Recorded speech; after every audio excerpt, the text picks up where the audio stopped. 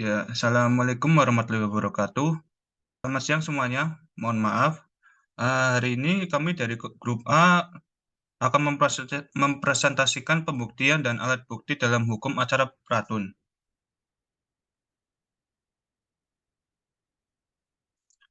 Anggota dari kelompok kami adalah yang pertama adalah Kak Omika Fatuna dengan NIM 18083, kemudian saya sendiri Osi Hartaren Ibrahim dengan NIM 021181, kemudian Muhammad Meisya Bramantio dengan NIM 021185, Satya Luhur Pambudi dengan NIM 021196, kemudian Randy Nur Ramadhan dengan NIM 021211, kemudian ada Adam Gagah Rani dan Warta dengan NIM 021234, Michelle Priscilla dengan NIM 021237, serta Alifka Aulia Putri dengan NIM 021243.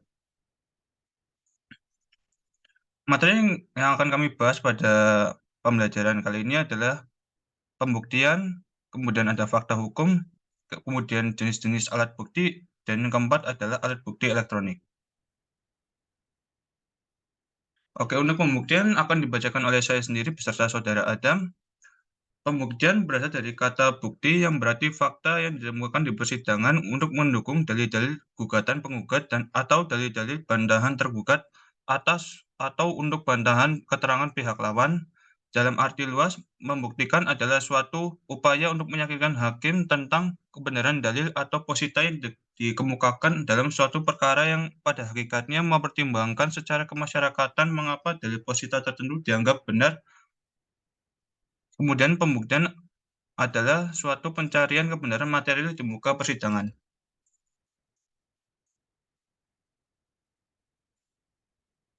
Untuk selanjutnya saya serahkan kepada saudara Adam.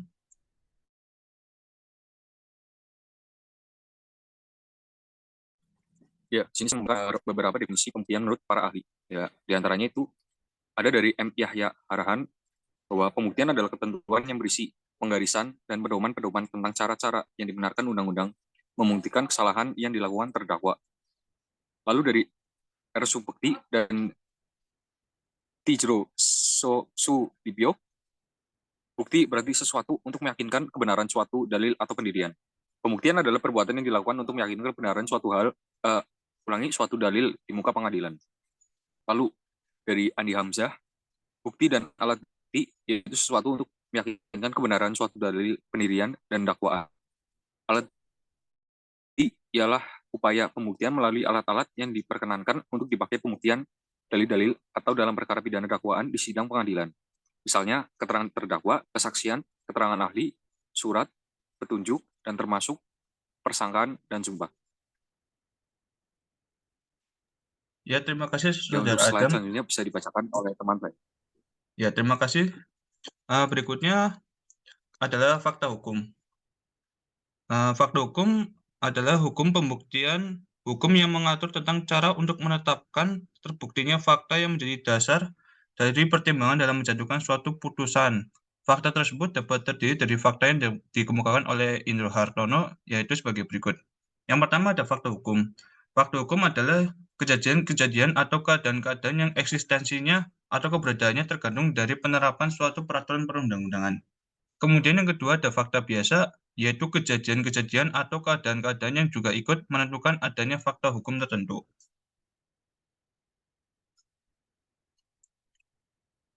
Oke, untuk next slide-nya akan dibacakan oleh saudara. Silakan.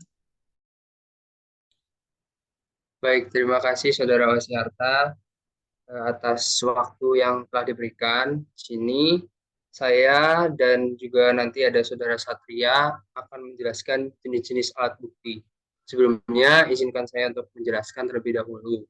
Jadi jenis-jenis alat bukti dalam peradilan tata usaha negara telah diatur pada Undang-Undang Nomor 5 Tahun 1986 tentang peradilan tata usaha negara, menetapkan macam-macam alat bukti yang dapat digunakan, yaitu yang pertama adalah surat atau tulisan.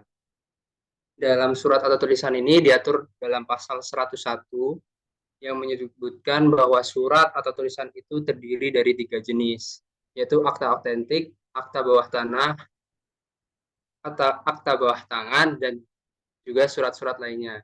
Nah, di sini akta otentik itu dapat dibagi lagi. Akta otentik mempunyai 3 macam kekuatan pembuktian, yaitu kekuatan pembuktian formil, membuktikan antara pihak bahwa mereka sudah menerangkan apa yang ditulis dalam akta tersebut. Kemudian ada kekuatan pembuktian material, membuktikan antara pihak bahwa benar-benar peristiwa yang tersebut dalam akta itu telah terjadi. Kemudian ada kekuatan mengikat, membuktikan antara pihak bahwa pada tanggal tersebut dalam akta yang bersangkutan telah menghadap kepada pejabat umum tadi dan menerangkan apa yang ditulis dalam akta tersebut. Kemudian ada akta di bawah tangan, yaitu maksudnya adalah surat yang dibuat dan ditandatangani oleh pihak yang bersangkutan dengan maksud untuk dipergunakan sebagai alat bukti tentang peristiwa yang tercantum di dalamnya. Kemudian ada surat-surat lainnya. Nah, surat-surat lainnya ini adalah surat-surat lainnya yang bukan akta yang akan dijadikan alat bukti dalam proses pemeriksaan.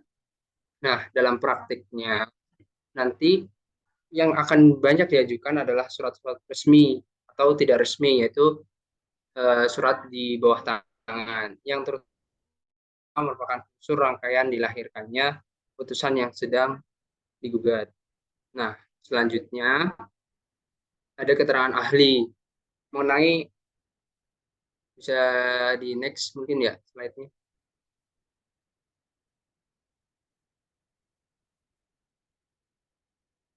Oke, yang kedua adalah keterangan ahli. Mengenai alat bukti keterangan ahli diatur dalam pasal 102. Nah, di sini pasal ini menyatakan bahwa yang pertama adalah keterangan ahli adalah pendapat orang yang diberikan di bawah sumpah dalam persidangan tentang hal yang ia ketahui menurut pengalaman dan pengetahuannya. Kemudian yang kedua, seseorang yang tidak boleh didengar sebagai saksi berdasarkan pasal tidak memberikan keterangan ahli.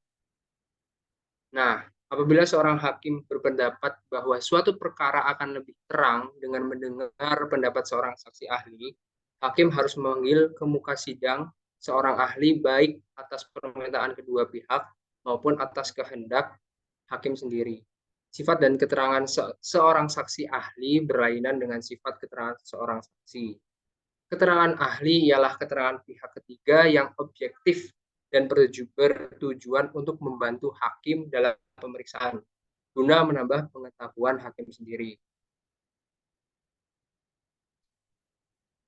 Kemudian ada keterangan saksi. Nah, mengenai alat bukti keterangan saksi dijelaskan pada pasal 104.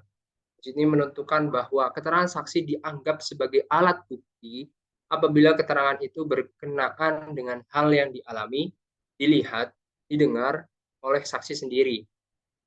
Keterangan terbesar dalam keterangan saksi adalah keterangan yang diberikan di muka pemeriksaan hakim dan di bawah sumpah. Dalam keadaan itu, seorang saksi dapat diajukan pertanyaan-pertanyaan oleh semua pihak. Pendengaran saksi ini termasuk pada saat pemeriksaan persiapan. Pada dasarnya, setiap orang yang dapat diajukan sebagai saksi, namun dalam peradilan tata usaha negara mengenai orang-orang yang tidak boleh didengar keterangannya sebagai saksi, yaitu diatur pada pasal 88. Pertama adalah keluarga sedarah atau semenda, menurut garis keturunan lurus atas atau ke bawah sampai dengan derajat kedua dari salah satu pihak yang bersengketa. Kemudian ada istri atau suami sah dari salah seorang pihak yang bersengketa meskipun sudah bercerai. Yang ketiga, ada anak yang belum berusia 17 tahun. Dan yang keempat, ada orang yang sakit ingatan atau orang yang hilang ingatan. Kemudian yang keempat, yaitu adalah pengakuan para pihak yang bersengketa. Dan yang keempat, dan kelima, dan keenam, ini akan disampaikan oleh Saudara Satria. Mungkin Saudara Satria bisa open mic terlebih dahulu. Ya, terima kasih kepada Saudara Randy. Saya akan melanjutkan penjelasan bagian 4, 5, dan 6 dari Saudara Randy. Yang keempat, pengakuan para pihak yang bersengketa. Pengakuan para pihak ini berkaitan dengan apa yang diminta oleh ketua sidang ataupun suatu jawaban yang ia berikan untuk menerangkan tentang hal yang berkaitan dalil dalam pernyataannya. dari pihak penggugat berupa pernyataan yang berkaitan dengan surat gugatannya, sedangkan dari pihak tergugat merupakan pengakuan yang ia berikan dengan apa yang digugatkan terhadapnya. Slide selanjutnya. Ya, yang kelima, pengetahuan hakim. Mengenai alat bukti pengetahuan hakim, pasal 106 menentukan bahwa pengetahuan hakim adalah yang olehnya diketahui dan diyakini kebenarannya. Pengetahuan hakim berkaitan erat dengan penilaian yang diberikan hakim terhadap proses pemeriksaan guna pengambilan keputusan. Yang keenam, keadaan yang telah diketahui oleh umum. Fakta-fakta yang telah diketahui secara umum, misal sebuah fasilitas umum yang telah diketahui keberadaannya, keadaan yang telah diketahui oleh umum ini tidak perlu dibuktikan karena hukum beranggapan bahwa semua pihak telah mengetahui keadaan tersebut sebagaimana telah diketahui oleh umum. Slide selanjutnya. Ya, saya kembalikan.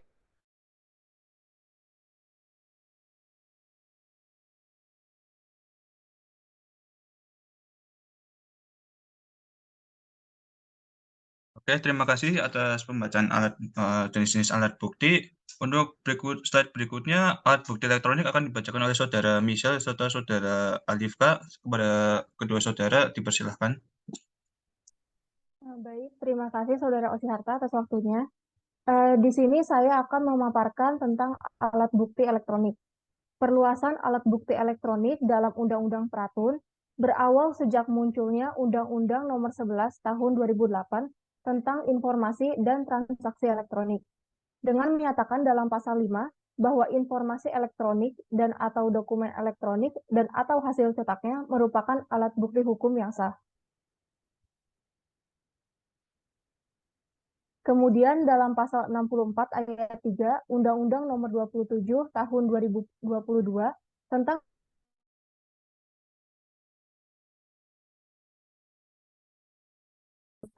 alat bukti yang sah dalam undang-undang acara, dan B, alat bukti lain berupa informasi elektronik dan atau dokumen elektronik sesuai dengan ketentuan peraturan perundang-undangan. Selanjutnya oleh Saudari Michelle. Baik, selanjutnya alat bukti elektronik dalam penerapannya sebagai contoh di Jurnal Efektivitas Hukum Ahli Elektronik dalam pemeriksaan bukti di Pengadilan Tata Usaha Negara di PT UN Kota Makassar menjelaskan bahwa tidak ada aturan khusus yang mengatur tentang tata cara pembuktian keaslian barang bukti elektronik. Adapun proses pembuktian diawali dengan penentuan daerah pembuktian sesuai dengan pasal 107 UU PT-UN. Namun, untuk saat ini, beberapa hakim belum secara bersamaan menafsirkan penerapan alat bukti elektronik dalam pemeriksaan alat bukti, karena belum ada pembaharuan hukum acara TUN terkait hal tersebut. Selain itu, untuk membuktikan keabsahan barang bukti elektronik, diperlukan ahli forensik yang memiliki kapabilitas yang memadai dibandingkan dengan ahli dari luar, seperti Polri.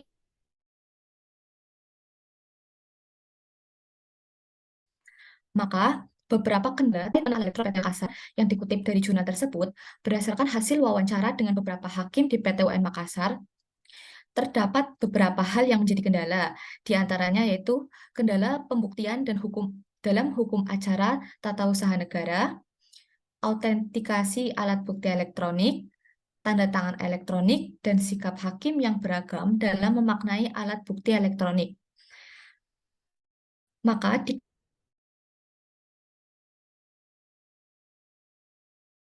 reformasi hukum dengan alat bukti elektronik dan mengubah sistem pembuktian dari sistem pembuktian tertutup menjadi sistem pembuktian terbuka, sehingga dapat mengakomodasi perkembangan alat bukti, khususnya alat bukti elektronik. Sekian dari saya kembalikan pada moderator. Ya, baik, sekian presentasi dari grup A. Apabila ada kekurangan atau kesalahan, kami mohon maaf yang sebesar-besarnya. Ya, untuk Saudara Meisher dan Saudara Omnika, karena keduanya tidak bisa hadir karena ada halangan atau urusan yang tidak bisa ditinggalkan, sehingga tadi pada slide fakta hukum yang membacakan adalah saya sendiri. Sekian untuk presentasi kali ini dari grup A. Wabillahi taufiq wal hidayah. Wassalamualaikum warahmatullahi wabarakatuh.